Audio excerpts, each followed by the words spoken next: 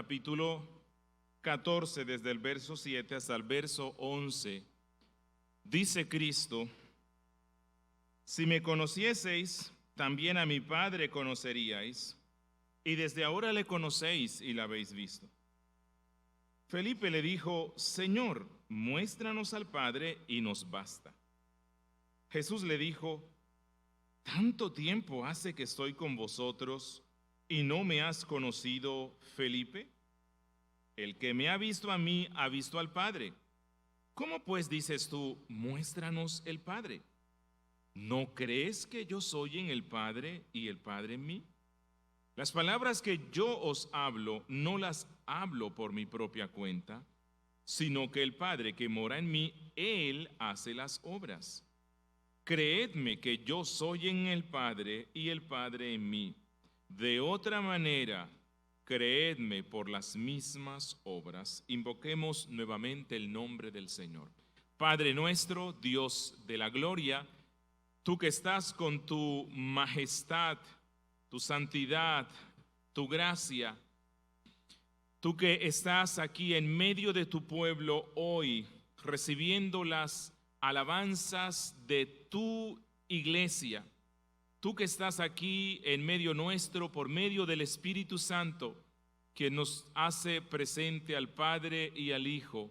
A ti, bendito Dios Trino, deseamos darte gracias por esta lectura de tu palabra, darte gracias por tu Evangelio Santo, gracias por enviarnos a tu Hijo Cristo a este mundo y redimirnos y constituirnos en un pueblo santo para tu gloria. Señor, tu pueblo quiere escuchar tu voz. Tu pueblo quiere ser edificado por tu voz, exhortado por tu voz, animado y consolado por tu voz. Yo te ruego, oh Dios, que tú bendigas esta exposición de tu palabra, a pesar de la debilidad del que expone, a pesar de la inhabilidad del que escucha. Señor, yo te ruego que hables por medio del predicador hoy, y te ruego que des oídos para los que escuchan. Que la gloria de Cristo sea magnificada en nuestras vidas hoy, en Cristo Jesús. Amén. Bueno, en ocasiones, cuando nosotros buscamos el consuelo, especialmente cuando estamos en una gran tribulación, casi siempre nuestras oraciones se enfocan en suplicarle a Dios que nos deje ver un destello visible de su gloria. Porque si nosotros, en medio de la angustia, podemos ver un destello sobrenatural y especial de la gloria de Dios, tendremos la seguridad de que ese Dios es real. Porque se suele dar que cuando estamos pasando por las pruebas, incluso tímidamente empezamos a dudar de la existencia de Dios. Y le suplicamos: Dios, déjanos ver algo de ti, que yo sepa que tú eres real, que tú estás en medio de la furia de esta tormenta. Si tú me permites ver algo, yo sé que tú, el Dios soberano, estás al control de ella, y voy a experimentar de una forma más certera esa compañía tuya que va a dar seguridad a mi alma. Bueno, esto es lo que estaba pasando con los discípulos en la noche del jueves antes de la crucifixión de Cristo. La turbación había invadido sus almas porque el Maestro iba a partir de este mundo por medio de una muerte dolorosa y humillante. Ellos se sentían abandonados, ellos se sentían solos.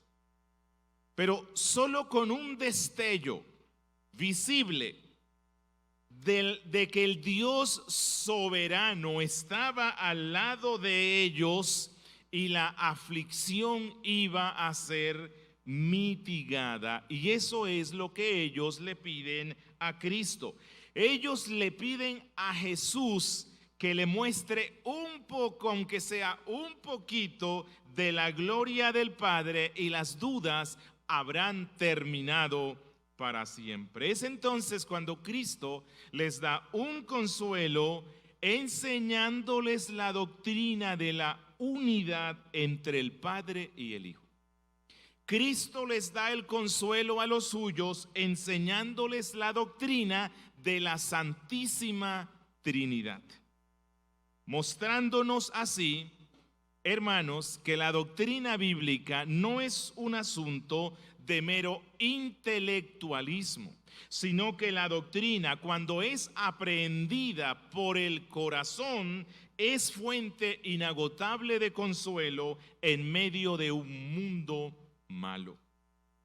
Hoy vamos a estar viendo la unidad del Padre y del Hijo, una doctrina consoladora, como parte de este gran sermón de Cristo, consuelos celestiales para la turbación del alma. Y hoy vamos a enfocarnos en la unidad del Padre y del Hijo, una doctrina consoladora. Dice en el verso 7: si me conocieseis, también a mi Padre conoceríais, y desde ahora le conocéis y le habéis visto.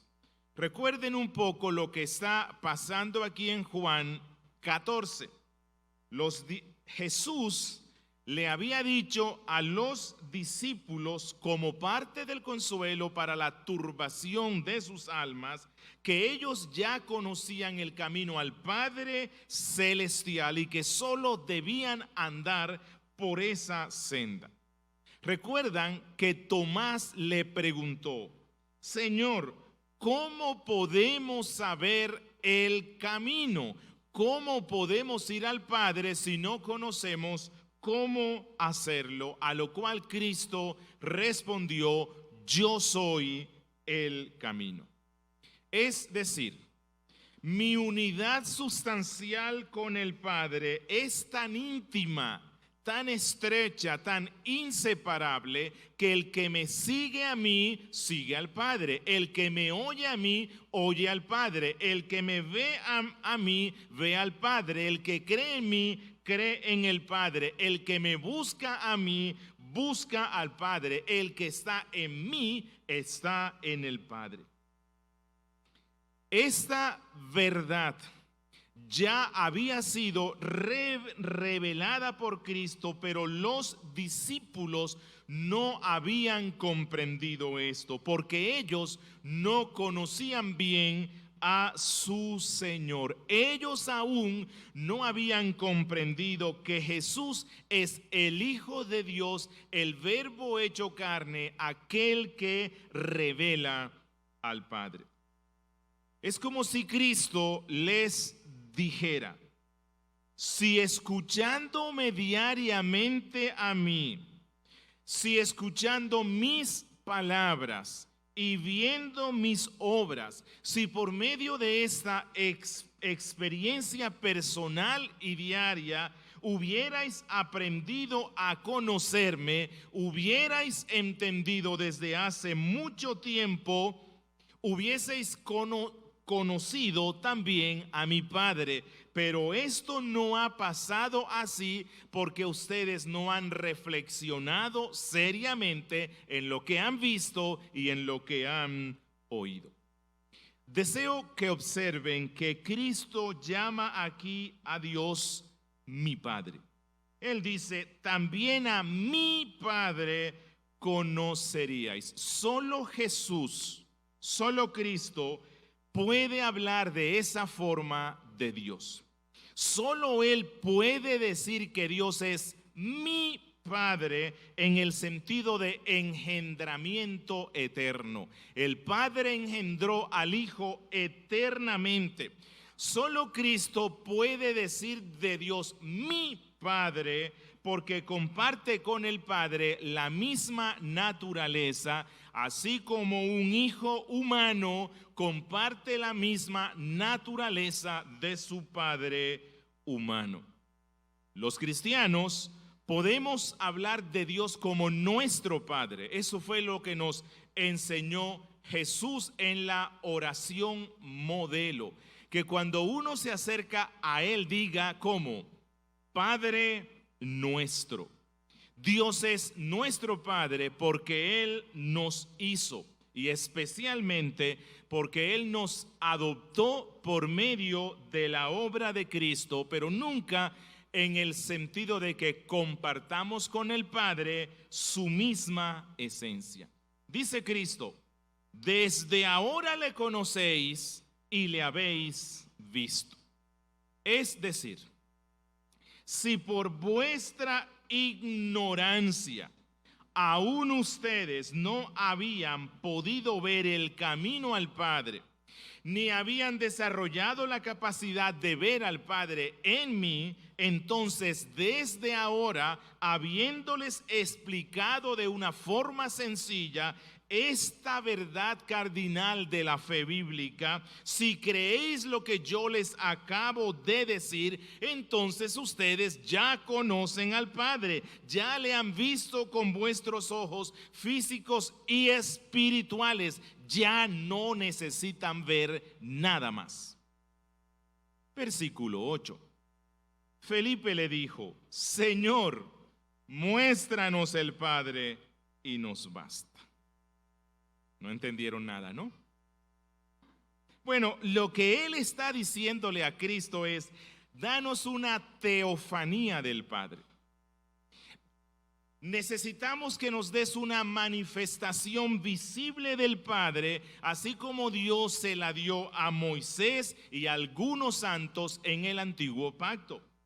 Felipe, por cierto, que está hablando en nombre de los 11, le dice a Jesús, si Dios se apareciera a nosotros de una forma milagrosa, de una forma gloriosa, todo será aclarado y esto será suficiente. Bueno, este ha sido el deseo de muchos incrédulos y de muchos cristianos.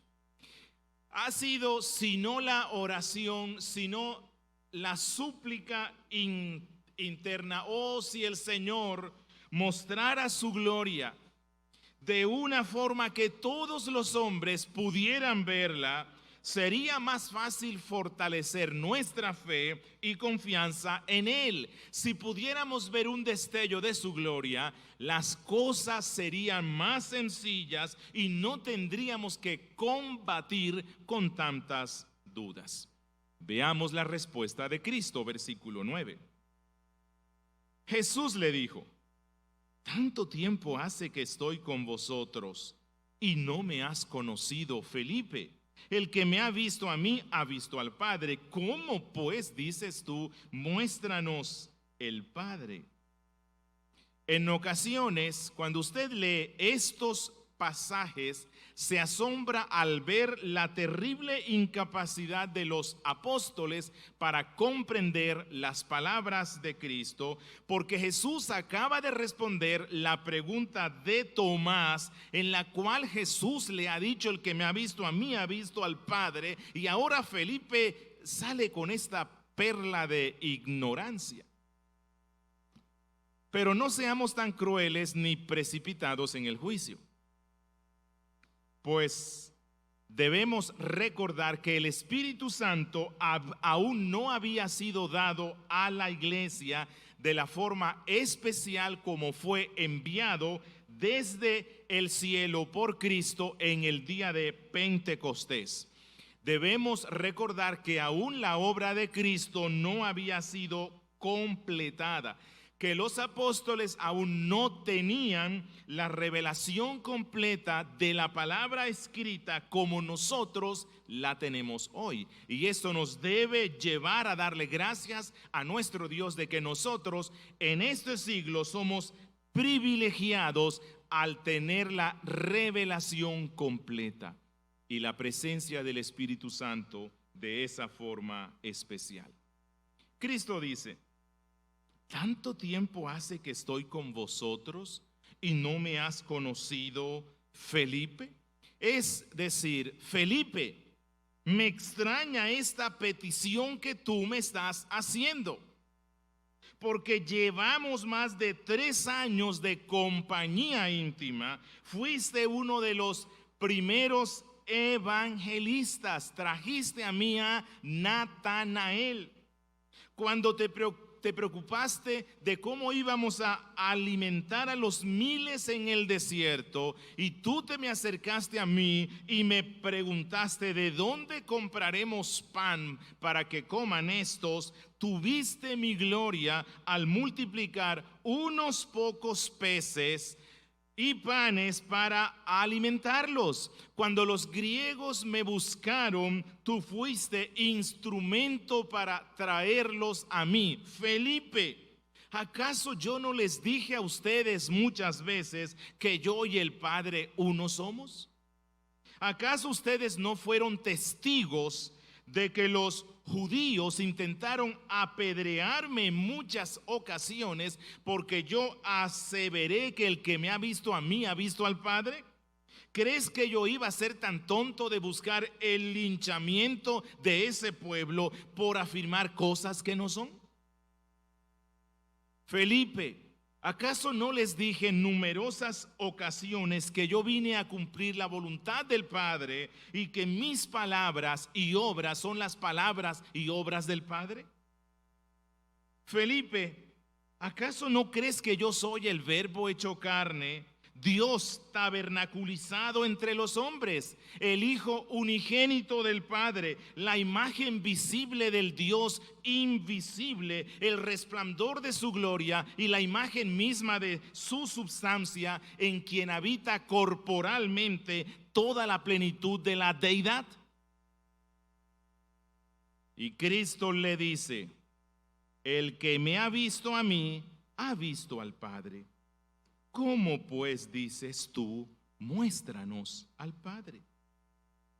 Lo que Cristo le dice, este es un asunto de fe. Es un asunto de carácter espiritual. Por la fe ustedes debieron ver al Padre en mí. Los discípulos, así como muchos creyentes hoy día, desean ver una zarza ardiendo. Desean ver truenos, relámpagos y humo como en el monte Sinaí. Desean ver un embaldosado de zafiro como el que vieron los ancianos de Israel. Un destello visible a los ojos de la gloria del Padre. Pero Jesús le está diciendo a los 11 y a nosotros hoy que al Padre lo vemos únicamente por medio de la fe, mediante la revelación que nos trajo su Hijo, mediante la revelación de Cristo.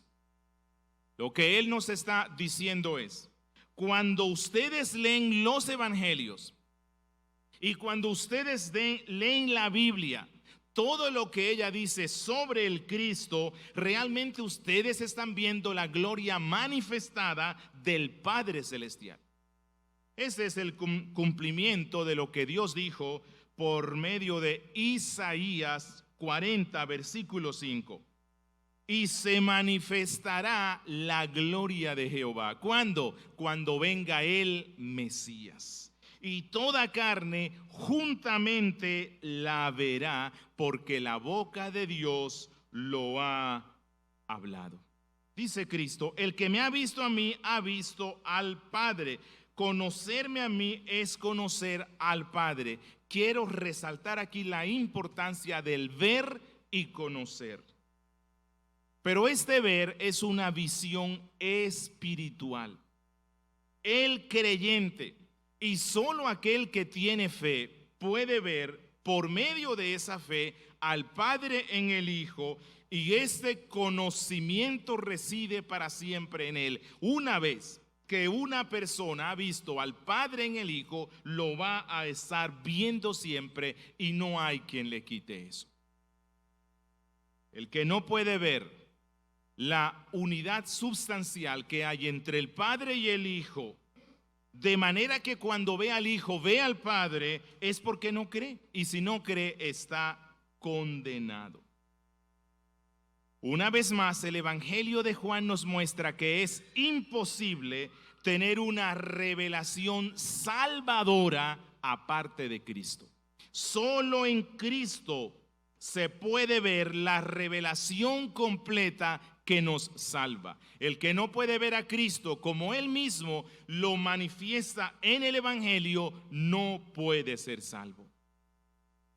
Bueno, no estoy diciendo que los discípulos hasta este punto no tenían una fe sincera en Él. Recuerden el estado de la imperfección que aún la revelación tenía. Se necesitaba que Cristo fuera a la cruz, resucitara, ascendiera a los cielos y enviara al Espíritu Santo para que ellos tuviesen la revelación plena. Ellos ya tenían una fe genuina en Cristo, pero aún no en toda su plenitud. Habían visto, pero a causa de su pecaminosidad no habían visto con la suficiente claridad. Se necesitaba la obra del Espíritu Santo de una forma especial. Verso 10. ¿No crees que yo soy en el Padre y el Padre en mí?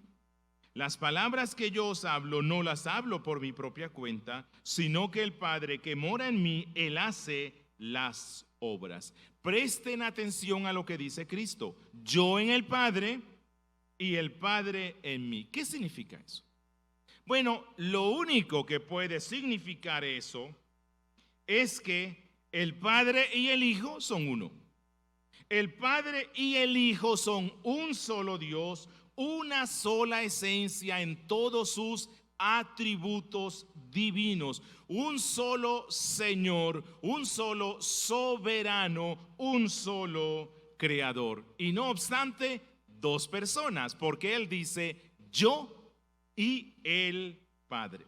Existe el yo, que es el Hijo, y existe el Padre. Y luego en Juan 14, el Hijo nos hablará del Espíritu Santo. Tres personas que pueden ser diferenciadas, pero un solo Dios. Escuchen, no tres dioses, no una persona. Un solo Dios y tres personas. Este ha sido uno de los misterios más grandes de la Biblia, pero misterio revelado a los hombres a través de Cristo. El hecho de que nuestra mente no alcance a comprender plenamente cómo es posible que en una sola sustancia a la cual llamamos Dios existan tres personas que pueden ser diferenciadas la una de la otra, pero no divididas, no suprime la realidad de lo que la Biblia misma enseña. A esta doctrina la teología cristiana le llama la doctrina de la Trinidad o de la triunidad. Y el que no crea esto, independientemente del nombre que le quieran dar, no cree en el Dios de la Biblia. Por lo tanto, no puede ser salvo y está condenado para siempre. Algunos han dicho que lo que Cristo quiere decir aquí cuando Él dice, ¿no crees que yo soy en el Padre y el Padre en mí? Lo que quiere dar a entender Cristo es que tan solo Él está hablando de esa unidad moral y de propósito, que tanto el Padre como el Hijo tienen el mismo propósito, pero que esto no es lo único que Cristo quiere decirle a los suyos. Se deja ver en la forma adversa como los judíos reaccionaron cuando Cristo usó esta misma terminología que ya la hemos visto en el Evangelio de Juan. Y cuando los judíos tomaron piedras para lanzarlas contra Cristo, porque Él dijo que Él y el Padre eran uno, Jesús no les corrigió nada si es que ellos estaban interpretando mal las palabras de Cristo. Ellos pensaban que Cristo estaba diciendo una blasfemia, pero Cristo no les corrige porque no era una blasfemia. Él estaba diciendo lo que estaba diciendo, que en sustancia, en esencia, Él y el Padre son uno, un solo Dios, pero dos personas y el Espíritu Santo. Y una vez más, mis hermanos, vemos que todo conocimiento correcto de la obra de redención se fundamenta en una fe cristiana genuina. Cuando no tenemos una convicción correcta de quién es Cristo, entonces nos espera la condenación. Ningún sistema religioso en el mundo puede comprender la pluralidad de personas en un solo Dios, excepto la fe cristiana, porque esta es la fe que nos enseñó nuestro fundador, Jesucristo. El que no crea esto está en contra de Cristo, es un anticristo. Dice, las palabras que yo os hablo no las hablo por mi propia cuenta, sino que el Padre que mora en mí, Él hace las obras. Algunos se confunden sobre la doctrina de la Trinidad cuando leen estos textos en los cuales Cristo se presenta a sí mismo como subordinado al Padre y cuestionan que exista una unidad ontológica del ser entre el Padre y el Hijo, porque están viendo que hay funciones distintas. Pero así como ontológicamente en el ser existen tres personas en un solo Dios verdadero, en la economía de Dios, en el trabajo de Dios, en el desarrollo de la redención, se puede ver el trabajo distinto que las tres personas de la divinidad hacen. Lo explico de una forma más sencilla. En la eternidad, las tres personas de la divinidad hicieron un pacto, a lo que nosotros denominamos el pacto eterno de redención. En ese pacto, cada una de las tres personas de la divinidad asumen ciertas responsabilidades o roles. El Hijo asumió la responsabilidad de venir a la tierra tomando forma de siervo, sometiéndose a la voluntad del Padre, de manera que el Hijo haría y iba a decir todo lo que se acordó en ese santo consejo de redención. Y el Padre era el encargado de hacer esto a través del Hijo encarnado, que recuerden era el Hijo limitado a sí mismo en su divinidad durante todo el tiempo de su peregrinación, porque se necesitaba que fuera hombre y hombre completo. Por lo tanto, siempre que Jesús habla, es el Padre quien habla por medio de él. Toda obra de Jesús es obra del Padre. Pero esto no significa que el Padre era como un ventrílocuo que hablaba por medio de un muñeco al cual se le llama Cristo. No, por el contrario, la Biblia nos muestra que el Hijo expresa la mente del Padre porque también es su propia mente, porque las tres personas son un solo Dios. Misterio de misterios. En ese sentido, cuando el Hijo habla, se hacen las obras del Padre, porque eso fue lo que se acordó en el consejo eterno de redención. Y concluye Cristo en el verso 11 diciendo: creedme que yo soy en el Padre y el Padre en mí. De otra manera, creedme por las mismas obras. Lo que Jesús pide a los suyos es que se mantengan creyendo lo que ellos ya empezaron a creer. Desde el instante en el cual ellos creyeron que Jesús era el Mesías, ya empezaron a vislumbrar la unidad que Él tiene con el Padre, que aún ellos no logran comprender bien esta verdad, pero la empezaron a asimilar poco a poco, y lo que Cristo les dice es: continúen fortaleciendo esta tenue fe al meditar en todo lo que yo les estoy diciendo. Cuando uno tiene la capacidad o desarrolla la capacidad por la gracia de creer solamente en las palabras de Cristo sin haber visto nada, esa es la fe en su categoría más fuerte. La fe que no necesita ver nada con los ojos físicos. Pero Jesús les dice: si aún ustedes no pueden creer únicamente por lo que les digo, entonces deben recordar todos los milagros que yo hice, lo cual es evidencia de que el Padre y yo somos uno.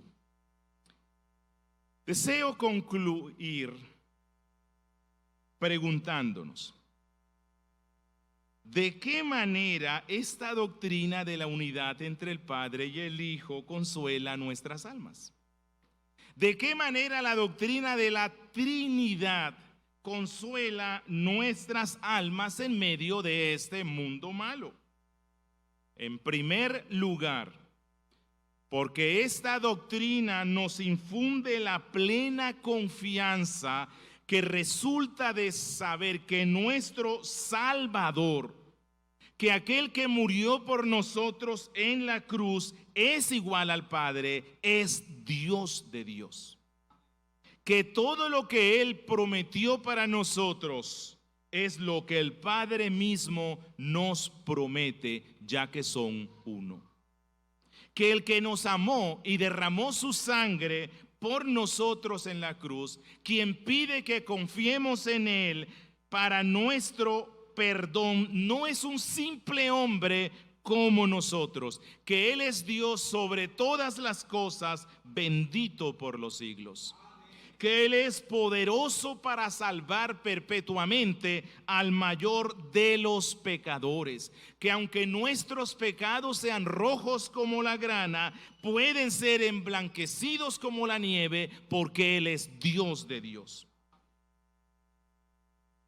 Esta verdad consuela nuestras almas, porque el que entrega su vida a Cristo tiene un amigo todopoderoso. Tiene un amigo que es uno con el Padre y Dios mismo.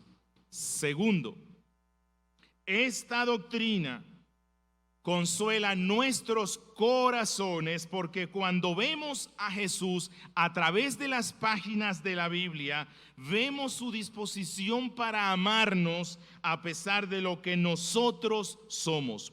Vemos su entrega para reconciliarnos con Dios, vemos su compasión para con los perdidos, vemos su disposición para morir en la cruz por el pecador, y cuando recordamos que Él y el Padre son uno, entendemos que Dios mismo está comprometido en nuestro bienestar, que el cielo mismo está dispuesto a darlo todo con el fin de que alcancemos el estado de gloria que Dios ha preparado para los que le aman. Mi hermano, ¿crees eso? Amado hermano, ¿has creído así en Cristo? ¿Tienes esa clase superior de fe que no necesita ver milagros para confiar en el cuidado del Padre y en la poderosa salvación que Él te ha dado? ¿Te deleitas, mi hermano, al estudiar la doctrina de la Santísima Trinidad, de manera que encuentras en ella consuelo fundamentado para tu alma? Amigo, si no has creído así en Cristo, te tengo una mala noticia, la peor noticia que se te puede dar. Estás eternamente perdido y sin esperanza en este mundo. Amigo, si tú no has creído así en Cristo, no podrás encontrar ningún consuelo real en este mundo. Amigo, yo te invito a que creas estas palabras de Jesús y tendrás la vida eterna. Amigo, cree en Él como el Hijo de Dios. Cree en Él como el Salvador del mundo, quien es uno con el Padre, quien es el camino al Padre, y tendrás el verdadero consuelo de saber que eres amado por Él, soberano de toda la creación. Demos gracias al Señor. Bendito Dios, Padre nuestro que estás en los cielos, gracias por tanto amor, Señor. No alcanzamos a comprender la profundidad, la anchura, lo vasto de ese amor, de ese plan eterno de redención que trazaste para nuestro bien. Al diseñar las cosas de esta forma, oh Dios, aún por nuestro pecado somos incapaces de comprender la profundidad de esta doctrina preciosa y de todo el bien que esto trae a nuestras almas. Por eso yo te ruego, oh Dios, que tu Espíritu Santo siga obrando en nuestros corazones, en nuestras mentes, que nos permitas rumiar este pasaje aún más y extraer los preciosos tesoros que enriquecen de gracia nuestras vidas, que el Espíritu Santo nos ha dado por medio de Juan al escribir este pasaje. Bendice a tu iglesia, te lo ruego, fortaleciéndole por medio de la doctrina correcta. Fortalece nuestra fe en ti. Danos la convicción que solo procede de ti. Conviértete, te lo ruego, oh Dios, en este día, en el nombre de Cristo Jesús. Amén.